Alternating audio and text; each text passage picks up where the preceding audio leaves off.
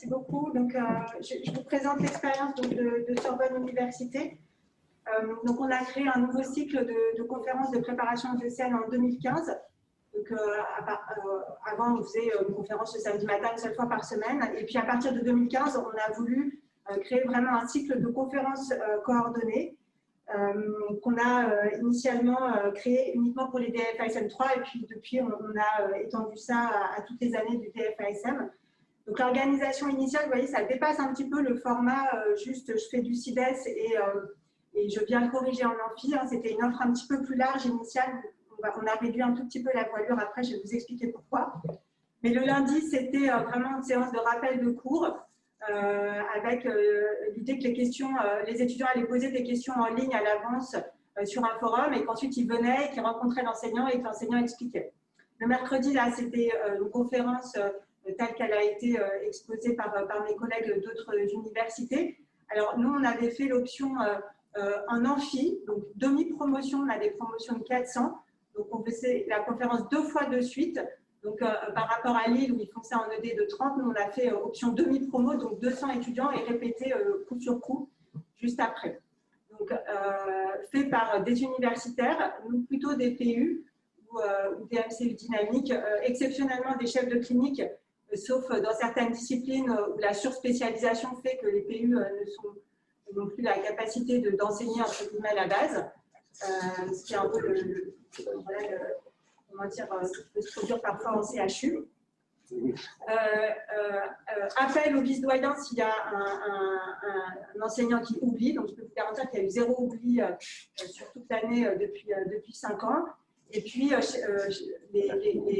l'épreuve sur CIDES, la correction en amphi, x2, et puis notes et classements toutes les semaines, y compris pendant les vacances scolaires. Donc, on commence ça le 20 août, et je vais vous montrer comment on fait sur l'année. Ensuite, le vendredi, il y avait quelque chose, mais qu'on a abandonné. En fait, on voulait essayer d'améliorer nos étudiants les plus faibles, toujours dans l'idée que ce n'est pas seulement une histoire de classement ESL, mais qu'on aimerait bien qu'ils soient des bons docteurs aussi. Et en fait, ça a complètement échoué parce que en fait, les étudiants faibles ne venaient pas, même si c'était une session vraiment pour eux. Donc, on a essayé de trouver différents stratagèmes. Je vous passe en disant, voilà, ceux qui ont eu moins de temps en cardio, ils doivent y aller. Enfin, ça n'a pas fonctionné, on a fini par le supprimer.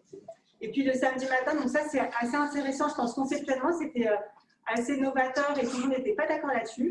Donc, le samedi matin, donc, toujours par des PU, et donc, bien sûr, non rémunérés, hein, on a gardé, hein, ça c'était un choix facultaire, on a gardé un enseignement de cas cliniques qui n'était pas sous forme de QRM. Les étudiants viennent, ils n'ont rien préparé, ils savent, ils connaissent la matière, enfin, la discipline que ça va être. En général, il y en a 2. Et donc, on leur projette le cas clinique. Ils le rédigent. Alors, ce n'était pas des questions rédactionnelles longues, hein, mais c'était les 2, 3, quels diagnostics évoquez-vous. Il fallait qu'ils sortent les diagnostics. Donc, on a maintenu ça. On s'est dit, ça ne va pas forcément très bien marcher parce qu'ils vont vouloir tout QRM. Et bien, en fait, les étudiants sont très contents. Ils viennent un petit peu moins, évidemment, que le mercredi, mais donc, on a gardé ça. Alors, autre chose, je pense, qui a fait le succès de ces conférences, en gros, bon, en tout cas sur la conférence du mercredi, on a toujours eu 90% des étudiants qui sont venus. Hein, donc, le succès est quand même important. Un petit peu moins le samedi matin, et ça baisse un peu en cours d'année, mais globalement, le succès quand même de l'ensemble est assez fort. C'est qu'en fait, tout ça a été drivé, accompagné et encadré par un département d'enseignement, puisqu'on fonctionne en département d'enseignement dans la fac, qui était le département d'enseignement de médecine interne. Donc, on est une dizaine d'enseignants titulaires et on avait chacun des départements référents, donc la cardio, la pneumo. Et donc, on a vraiment encadré ces départements autres d'enseignement. On a relu les conférences, on a relu les questions sur CIDES. Et donc, il y a eu un vrai coaching voilà, qui a été partagé. Donc, ça a été les 2 premières années quelque chose de très prenant et vraiment un engagement fort du département d'enseignement pour encadrer les autres et aboutir à une qualité qui a fait, je pense, que les étudiants sont beaucoup venus. Voilà, ça a aussi demandé un gros engagement, je pense qu'il ne faut pas les oublier, de la scolarité, hein, qui faisait les ouvertures de conférences, des rappels aux enseignants pour mettre en ligne les confs. Maintenant, le système a un peu changé, mais bon, voilà. Alors, le succès, il y a des choses qui n'ont pas marché, hein, comme je vous dis, le vendredi, le lundi aussi, ça ça n'a pas très bien marché l'histoire des questions-réponses parce que l'interface n'était pas très bien et donc ça a été maintenu mais un petit peu modifié. Mais en gros, les deux gros pôles, je pense qu'ils sont assez intéressants comme partage d'expérience. C'est vraiment le mercredi, donc c'est suivi par 90% de la promotion. Et c'est 4 DP, hein, donc ils viennent, ils vont manger du QRM hein, le mercredi. Il faut qu'ils aient bien déjeuné, pris un café à midi. Donc ça commence à 14 h, le premier groupe compose en salle informatique. Ensuite, ils descendent faire la correction et le deuxième compose pendant la correction du premier groupe.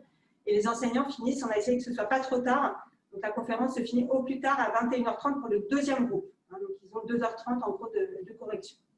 Voilà, donc ça, c'est très suivi. Ils font 4 DP, 30 QI hein, le mercredi. Donc voilà. Le vendredi, ça a été supprimé. Et le samedi matin, voilà, le succès a été mitigé, mais il y a quand même des étudiants, à peu près 50%, qui félicitent ce format. Et je pense que ça reste intéressant. Donc on a voulu voilà, le maintenir.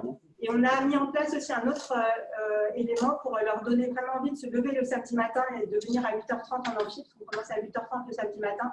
C'est que pendant 1 heure, on leur passe des questions isolées, hein, donc c'est une espèce, on a appelé ça un quiz, sur des choses où on sent que c'est un peu difficile. Donc ça peut être, je vous donne des exemples, ça peut être un quiz tabac, voilà, ça peut être un quiz EFR, ça peut être un quiz neuroradio, ça peut être un quiz antibiothérapie. Voilà, donc c'est vraiment sur des choses où on sent que ça va être pas mal de refaire un petit peu. Et donc ça, ils viennent beaucoup. Et donc ils viennent du coup à 8 h 30 beaucoup le samedi matin. Donc ça fait bon, des plannings qui sont comme ça assez classiques. Donc on fait un premier tour entre fin août, cette année un peu plus tard parce qu'à cause des rattrapages, et puis l'examen du CSCT, ex-CSCT, qui se passe en février. Ensuite, ils font un second tour jusqu'en mars-avril. Et ensuite, on enchaîne. Ça aussi, c'est, je pense, un autre point assez important et je pense qu'on peut partager, qui est, alors je vais passer les évaluations. Alors, les évaluations, ça aussi, ça a été, je pense, le rétro-contrôle des étudiants a été un point très important, puisqu'il y avait des commentaires. Donc, il y a une évaluation toutes les semaines hein, où ils remplissent une note, la conf, mais tout ça a visé pour améliorer, hein, bien sûr. Et donc, parfois, il y a des commentaires qui sont excellents, puis parfois, il y a des commentaires qui ne sont pas terribles. Et donc, en fait, ça nous permet simplement d'améliorer pour l'année suivante. Encore une fois, on n'est pas là pour fouetter qui que ce soit, mais ça nous permet d'améliorer quand il y a quelque chose qui ne s'est pas bien passé. Et donc, la qualité, je pense, c'est très bonne. Voilà, donc ensuite, on termine l'année avec un tour de révision intensive. Donc là, on refait tout le DFASM. Alors, on a testé différentes formules, mais celle qui plaît le plus aux étudiants, en gros, c'est de faire que des matinées sur un mois. Et là, bon, on est dans la révision vraiment. Donc, on fait, par exemple, s'il y a 2 heures pour toute la cardio, on repasse toute la cardio, vraiment les pièges, les choses à ne pas, voilà, à ne pas manquer, les grands points clés. On a fait ça sur Zoom cette année, ça s'est bien passé. Il y a plus de 300 étudiants connectés sur les révisions intensives d'orthopédie, ça a été le record. Je ne sais pas pourquoi une telle affluence. Et donc, le système de conférence, c'est-à-dire uniquement, comme je vous ai proposé le mercredi, parce qu'on ne peut pas reconduire ce système-là sur les autres années, évidemment, il y a d'autres enseignements à caser dans les emplois du temps. Mais ce système de conférence comme le mercredi a été implémenté sur tout le DFASM. Donc maintenant, il commence ce système de conférence de façon intégrée à l'enseignement, hein, comme nos collègues de Rouen et de Caen, à partir du DFASM, hein, de novembre DFASM. Alors l'idée, voilà, c'est de continuer ces conférences en les couplant aux enseignements toujours, et puis en les adaptant aux nouvelles modalités docimologiques avec l'implémentation des autres modes d'enseignement autres que les QRM que je vous ai montré tout à l'heure.